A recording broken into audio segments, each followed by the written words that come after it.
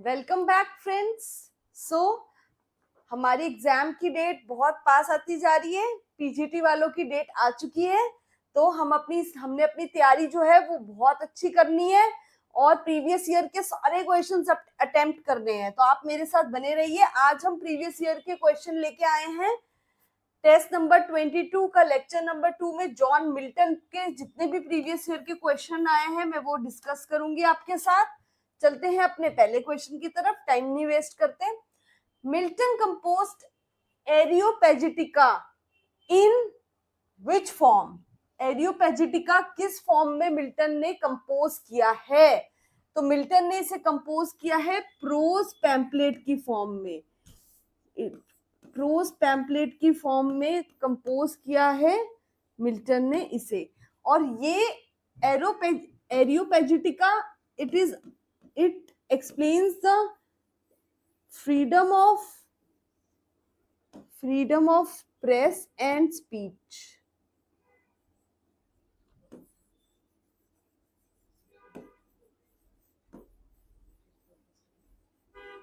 And it is being published in 1644. 1644 में published हुई है एरियोपेजिटिका and it focuses on the liberty of, ये liberty पे फोकस करती है। किसकी?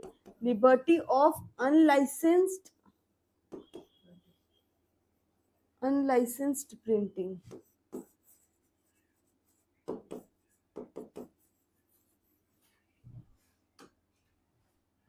Question 2. What impelled John Milton the Puritan to employ the mask and to compose the comics? So किस बात ने उनको मजबूर कर दिया था जॉन मिल्टन को क्या करने पे? मास्क लिखने पे, एम्प्लॉय करने पे एंड कंपोज करने पे, कॉमर्स को कंपोज करने पे उन्हें मजबूर कर दिया था। इट वॉज, बताइए क्या, किस बात ने उनको मजबूर कर दिया था इनमें से?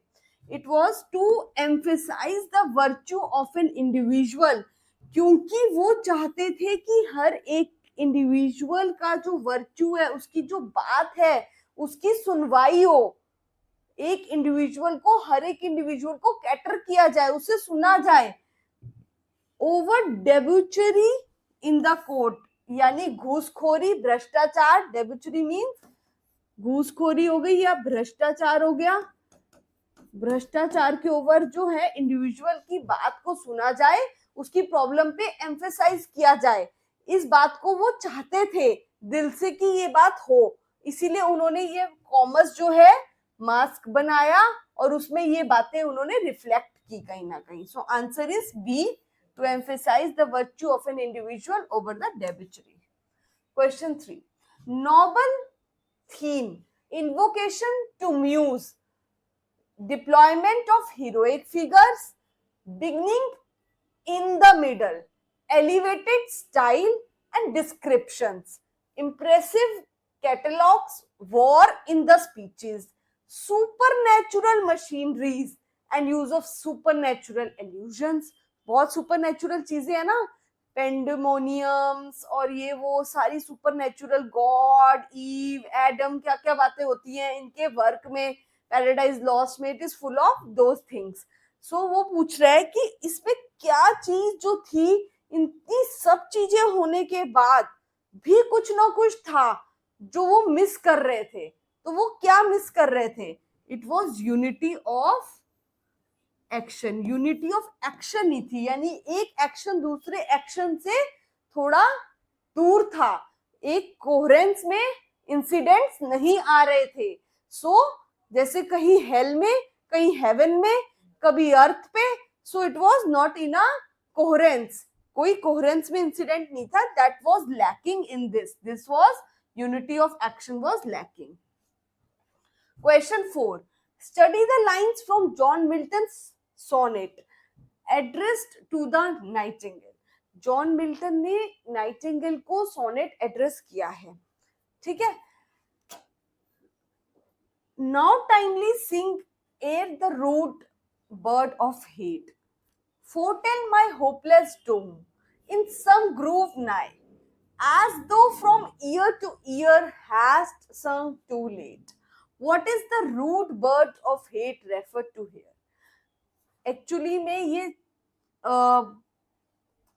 जो है रूट बर्ड ऑफ हेट, ये किसको एड्रेस किया गया है? ये कुकू को बोला गया है rude bird, because cuckoo is being symbolized as a bird of hatred. Hatred की बर्ड उनको सिंबलाइज किया गया है, whereas nightingale is being symbolized as the bird of love. Nightingale को क्या कहा गया है? Bird of love. So it is showing the comparison between both the words and contrast between cuckoo and nightingale. दोनों का contrast इसमें दिखाया गया है कि किस तरह हम लव से चीजें जीती जाती हैं पर थोड़ा टाइम लगता है, बट हेटरेट से चीजें वहीं खत्म हो जाती है. So it is cuckoo. Question 5.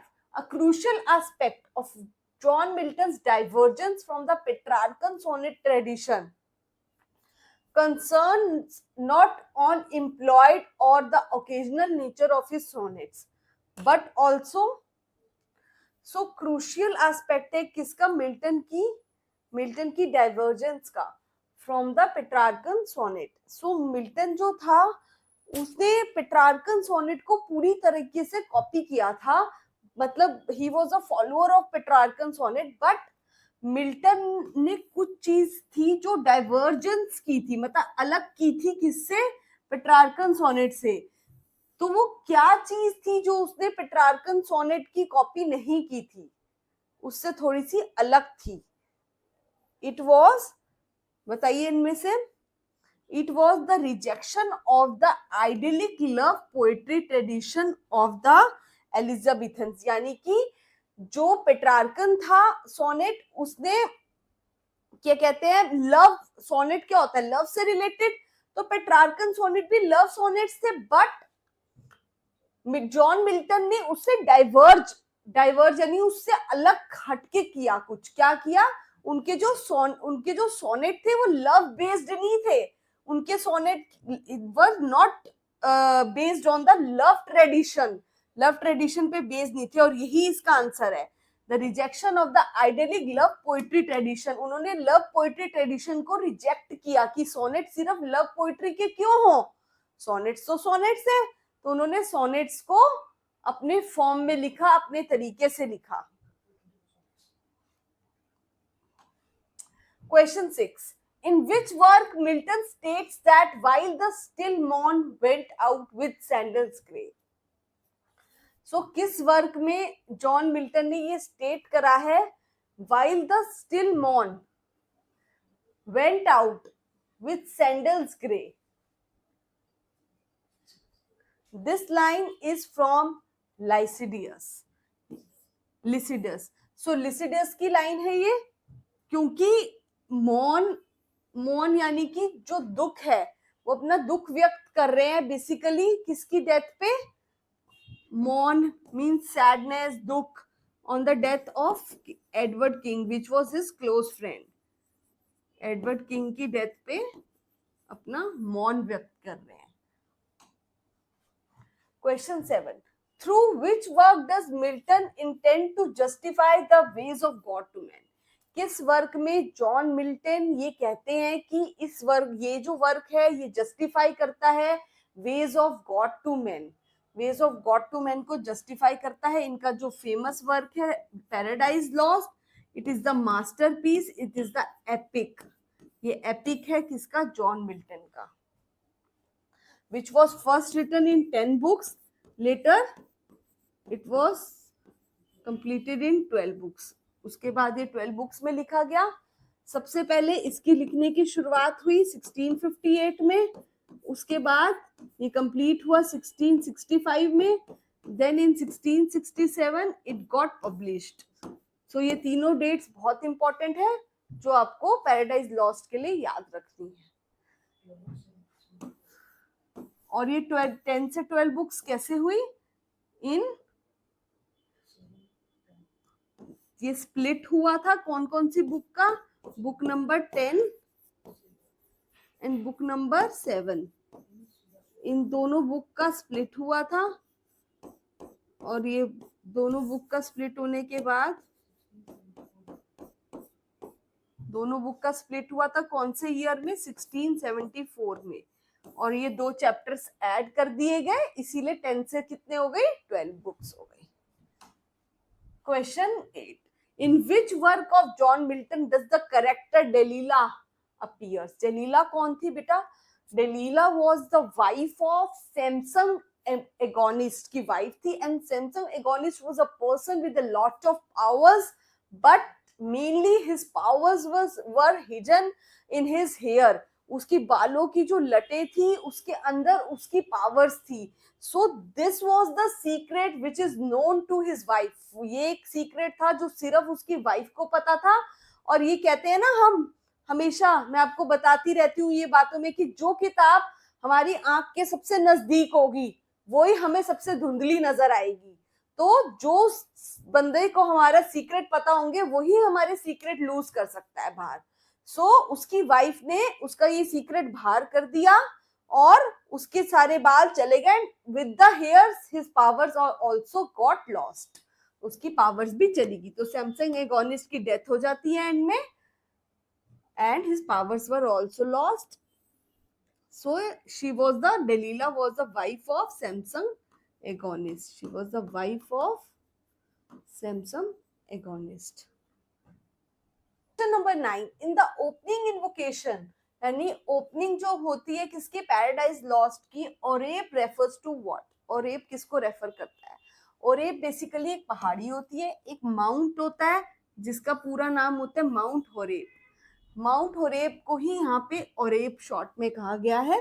और ये एक वो प्लेस होती है जहाँ पे गॉड जो है, गॉड जो है यहाँ बैठ के माउंट होरेप पे गॉड गिव्स 10 कमांडमेंट्स 10 कमांडमेंट्स देता है।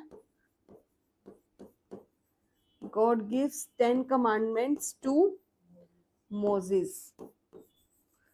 मोजेस ऑन माउंट होरेप, और Sinai.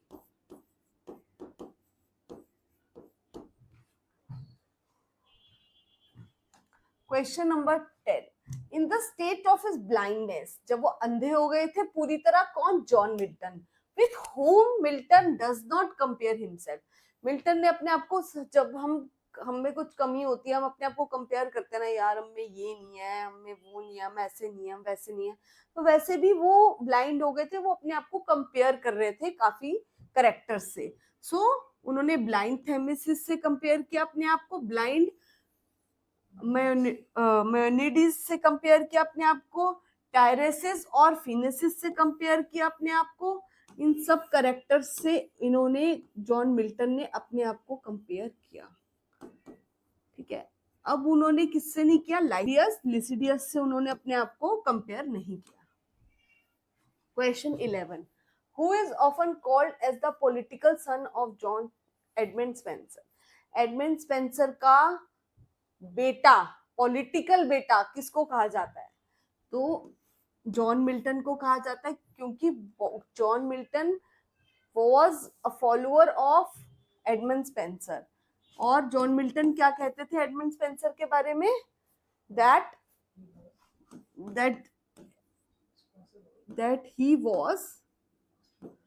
he was a master in poetry।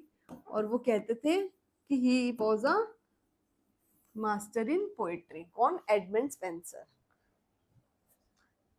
ये जॉन मिल्टन कहते थे एडमंड स्पेंसर के बारे में। Question 12, which of the following is mismatched with reference to John Milton's work? इनमें से कौन सा गलत मैच है, डेट सही नहीं मैच हुई? ए ऑफ एजुकेशन 1644 में ही लिखा गया है। लाइसिडियस 1637 ओके है। पैराडाइज लॉस्ट अभी मैंने बताया था 1667 में हुआ था। एरियोपेजिटिका 1647 में नहीं है, 1644 में है। It is in 1644. So answer will be D, Areopagitica.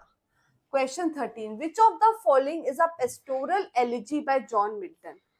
मैं जॉन मिल्टन की पेस्टोरल एलिजी इनमें से कौन सी है? It is D, Lycidas is the pastoral elegy of John Milton. John Milton की ये पेस्टोरल एलिजी है जो उन्होंने किसकी डेथ पे लिखी? On the death of on the death of Edward King, which was his close friend. और बाकी की जो एलिजीज हैं जैसे in Memoriam, it is written by Tennyson. ये टेनिसन ने लिखी है किसके दुख में, किसकी मौत पे लिखी है? On the death of Arthur Henry हालम.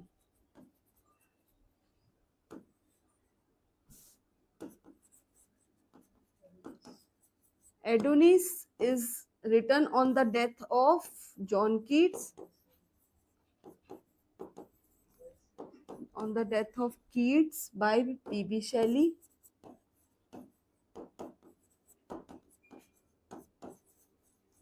And last, elegy written in a country churchyard. बताइए बेटा ये किसकी है? It is written by Thomas Gray. So by Thomas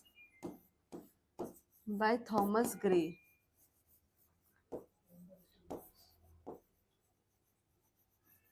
And addressing to the common के लिए एड्रेस करते हुए उन्होंने ये एलिजी लिखी है थॉमस ग्रे ने. Question 14. Milton's Paradise Regained takes its theme from. जो Paradise Regained वर्क है जॉन मिल्टन का, उसका थीम उन्होंने कहां से लिया है? So its theme is being taken from Saint Luke's gospel. ये भी एक बाइबल की ट्रांसलेशन थी सेंट ल्यूक की, जिससे उन्होंने लिया था थीम किसका? पैराडाइज रीगेन्ड का. Question 15. Who remarked about his father as given below. किसने अपने पिताजी के बारे में ये बात कही? My father destined me from my infancy to the study of polite literature. मेरे फादर ने मुझे destined किया from my infancy to the study of polite literature, which I embraced with such avidity that from the age of 12, I hardly ever retired from my books before night. मेरे पिताजी ने मुझे ये विरासत में दिया. क्या? इन्फेंसी से ही पढ़ाई करना विरासत में दिया मेरे पिताजी ने. क्योंकि मैं अपने पिताजी को देखता था पढ़ते हुए, तो मैं भी इन्फेंसी छोटी एज से ही पढ़ाई में लग गया. और मेरी ये ऐसी आदत पड़ गई पढ़ने की कि मैं रात को 12 बजे तक, मतलब मिडनाइट तक पढ़ता ही रहता था, आधी रात तक, और बिना पढ़े मुझे नींद ही नहीं आती थी. सो ये this is being said bye John Milton. John Milton अपने पापा के बारे में ये बात कह रहे हैं कि मेरे को अपने पापा से डेस्टिनी में विरासत में मिला था. क्या? स्टडी करना, पढ़ाई करना. कहाँ तक? ओवर द मिडनाइट तक पढ़ना मुझे अपने पापा से विरासत. Question number 16. Which of the following works is not written by John Milton. इनमें से कौन सा वर्क है जो जॉन मिल्टन का नहीं है? तो पहले हम देखते हैं इनमें से कौन कौन से जॉन मिल्टन के वर्क हैं. Of Education is the work by John Milton. Areopagitica, that is freedom of speech, is the work of John Milton. On Shakespeare is the tribute given to the Shakespeare by John Milton. The work, The Progress of the Mind, is the work of, it is a work of Matthew Prior. ये Matthew prior का work है. It is a work by Matthew Prior. And it's subtitle, या फिर इसका एक और title है इस वर्क का, जिसका नाम है Alma, the progress of mind, और इसको क्या कह सकते हैं? अल्मा. इसका एक और टाइटल है Alma. and also it is the longest, ये सबसे longest है, it is the longest humorous poem, it is the longest humorous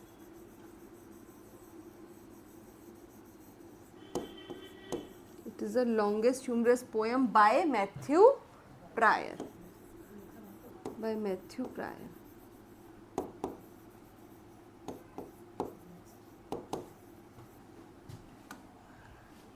Question 17. Which of the following works is not written by the John Milton?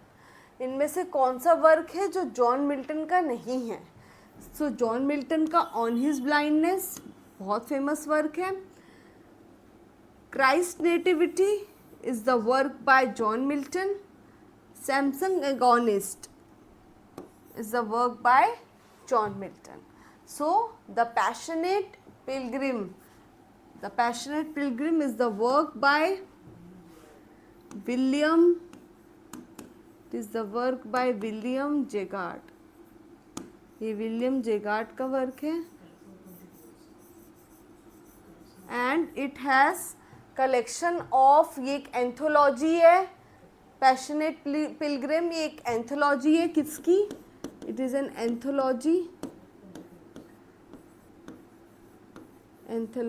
of 20 poems.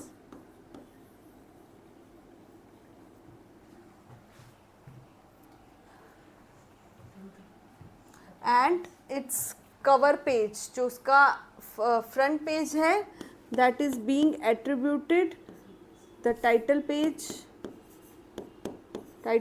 पे किसका नाम लिखा हुआ है? Title page being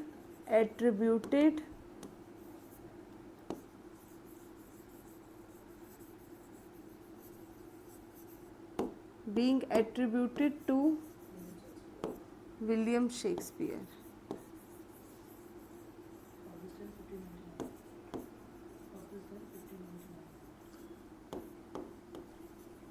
And it is being published in 1599. ये कब published हुई थी? Published in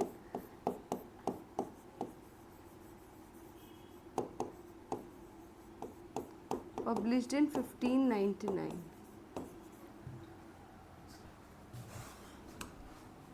Question 18. Which of the following statements is true about the John Milton sonnet on his blindness? यानी कि जो जॉन मिल्टन का सोनेट है on his blindness, इसके बारे में कौन कौन सी बात बिल्कुल ठीक है? कौन सी बात बिल्कुल ठीक है? A, on his blindness is a precursor to Lycidas. So Lycidas का ये ऑन हिज ब्लाइंडनेस क्या है? प्रीकर्सर है, यानी उससे पहले आया है लाइसीडस से. On his blindness is a curtal sonnet. On his blindness एक कर्टल सोनेट है. No, it is not a curtal sonnet. Milton gave the title to his poem before being blind. No. Milton did not give a title to his sonnet. The title on his blindness is given by later anthologists. बिल्कुल सही है. Milton जो है अपनी poem इन्होंने ये वाली लिखी ज़रूर थी ऑन हिज ब्लाइंडनेस, पर इसको ये टाइटल नहीं दे पाए थे और इसको लेटर ऑन जो है टाइटल दिया गया था.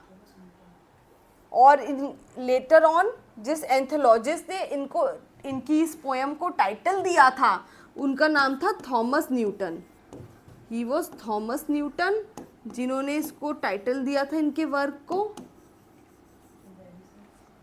ठीक है. In addition to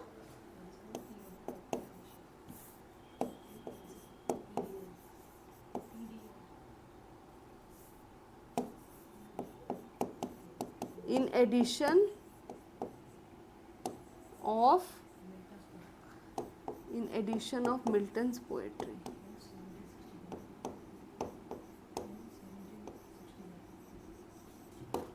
In 1761. Question 19. Which of the following statements is not correct with reference to the John Milton? John Milton को अगर रेफर किया जाए तो इनमें से कौन सी स्टेटमेंट करेक्ट नहीं है?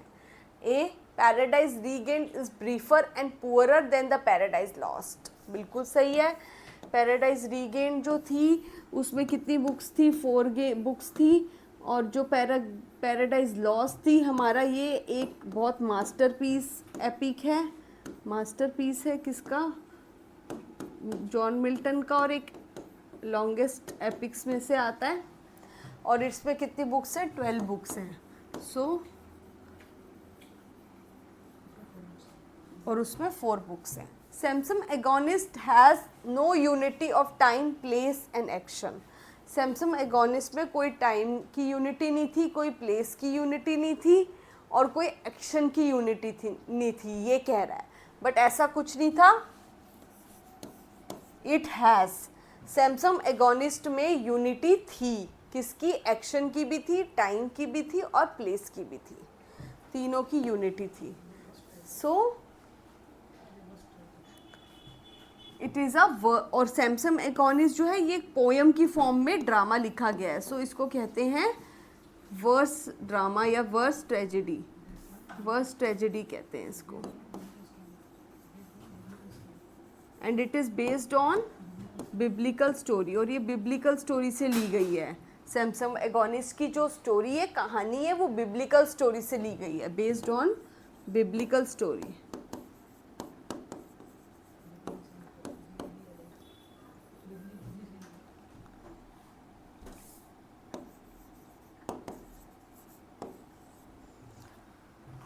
Lycidius has the color and music of the best Spencerian verse.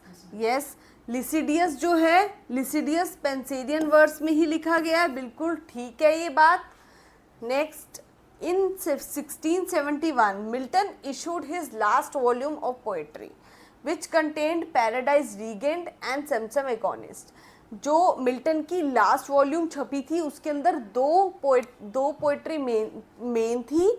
कौन कौन सी? Paradise Regained and Samson Agonistes. ये बिल्कुल ठीक बात है. So answer will be option B. Option B हमारा आंसर होगा. Question 20. How according to John Milton in his on his blindness does one best serve to the God? जो John Milton का work है कौन सा? On his blindness. उसमें how does one can, एक इंसान भगवान की सेवा किस तरीके से कर सकता है, उसका कोई तरीका इनमें से कौन सा है? एक, by returning to child. B, by submitting to his will quietly. C, by exacting day labor. D, by hiding one's innate talent.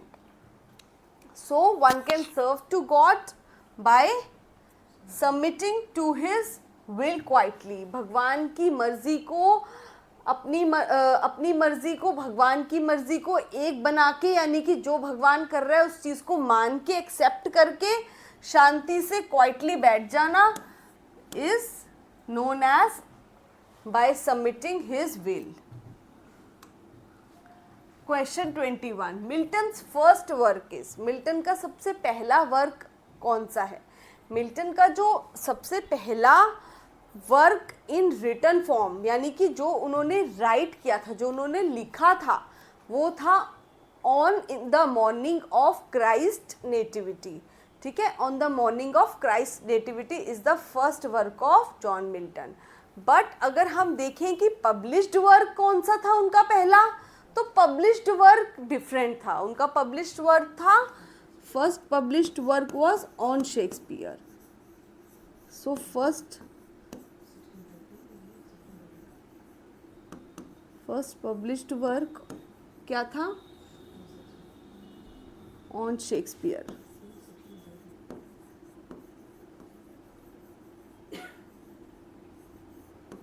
और ये वर्क कब पब्लिश्ड हुआ था? 1630 में.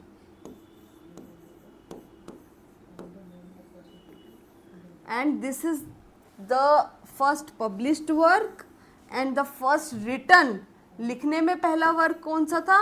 In 1629 Christ nativity, on the morning of Christ nativity, that is in 1629 first written work. First written work.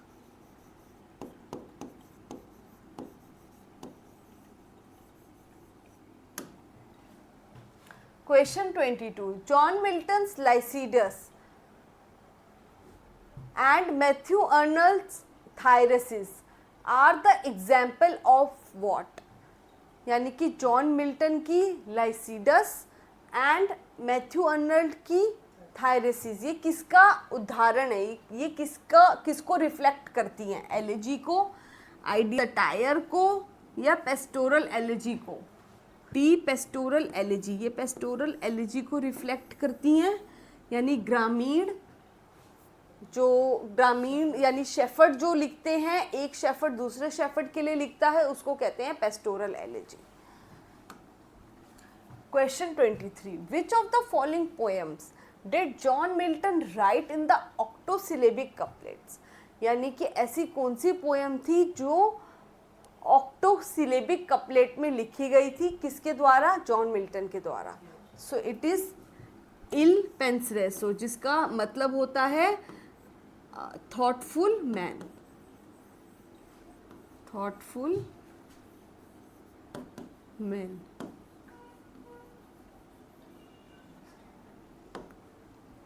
Question 24. The phrase bottomless perdition occurs in John Milton's Paradise Lost. Bottomless perdition जो है ये word अकर करता है किसमें? Paradise Lost में. इसका क्या मतलब है पहले मैं ये बता दूं. Bottomless perdition वो जगह होती है which is just like hell. Just like hell, या फिर कह सकते हैं पेंडिमोनियम.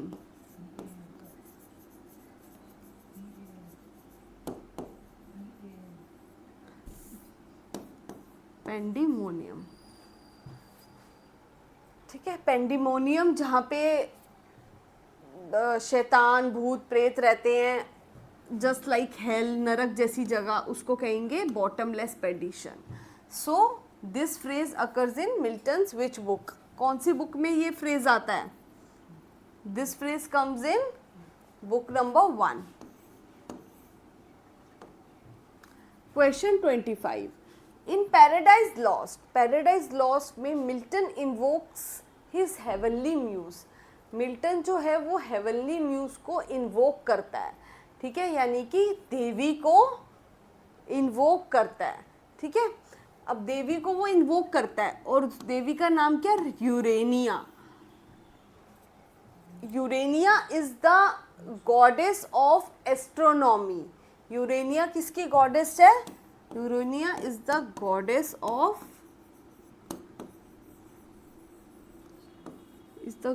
Of astronomy.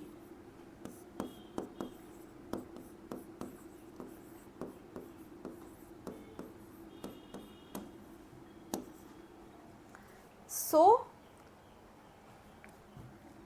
अब ये जो गॉडेस को इन्वोक करता है वो किस बुक की बिगनिंग में इन्वोक करता है?